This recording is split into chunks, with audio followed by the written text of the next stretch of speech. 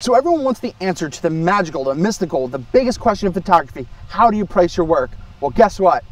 You can't necessarily, I can't tell you how you should price your work, but I'm gonna tell you how I do it, how I kind of compensate for not being able to sell prints and do everything like that. So let's just dive into it. I'm gonna tell you how I price my photography, and hopefully it helps you out right now.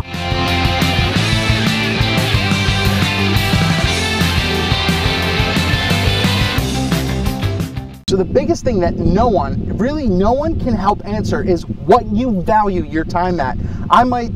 You'll get suggestions, you'll get these lists that, you know, when I'm brought up or when I was learning and everything like that, you get these lists saying, oh, this is how much you charge for a wedding and include this, this, this, this, and this. This is how much you charge for a portrait shoot for 3 hours, 4 hours. Well, that's great. There's guidelines. Those are only suggestions and tips, in my opinion. You shouldn't necessarily abide by them because literally not me, not anyone else on YouTube, not any other YouTube photographers, anyone else can tell you how to value your time. It's impossible. It's like saying, oh, you're only worth this to me. No, you have to understand that your time is what drives the value. So let's go into how it really kind of, affects me. And I'm going to tackle one thing first. So I'm answering two things in one: prints, CDs, and pricing your photography. The biggest thing a lot of people say is, well, how much should I charge for a print? Should I charge $80 for an 8x10, all that kind of stuff? Well, guess what? Prints don't sell. They realistically don't sell anymore. So a lot of them include in like a give-in or something like that, and I'll cover that in a second too. So keep that in mind. Prints aren't selling. But how do you compensate for that? But, oh, I really want to sell prints. I really want to sell prints. Once again, they're not selling.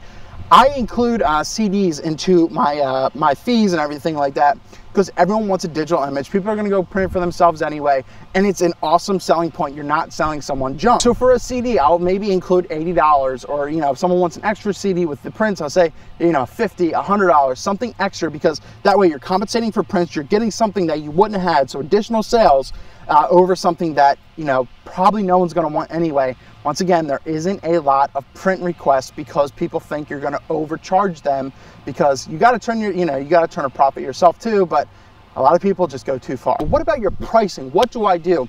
So once again, I don't believe in this. You have to charge this amount, because when you give someone, say, from one example, okay, $5,000, that's what you lead off with to your client. You get 37 wallet prints, you get this, and this for $5,000. Well, guess what? Who in the right age, probably over 90, for the most part, some might, actually has a wallet print? No one. If you open your wallet right now, some of you might not even know there's wallet prints, depending on what age you are.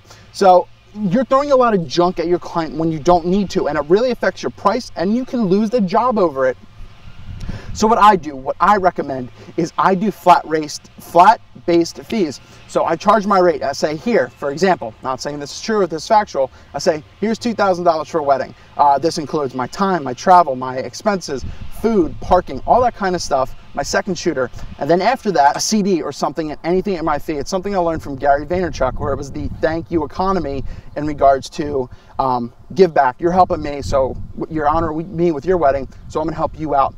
In regards to that as well. But basically, you're just kind of including that in the price as well. Back to people not telling you how to value your time. You have to think, like, are you making $8.25 at a job right now? Are you making $10? So what if you feel like you can make $20 an hour at your job, or $30 an hour? Guess what? You can value your time. You have to value it yourself, and no one can tell you how to do that.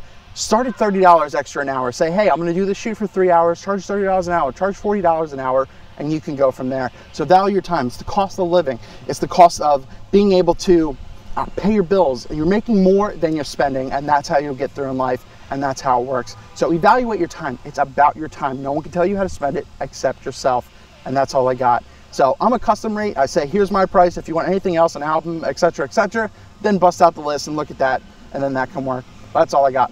Eric Rossi, the guy with the eye. It's very simple. No one can tell you how to value your time. It's extremely simple in the end. Just be smart about it and be confident in asking your price.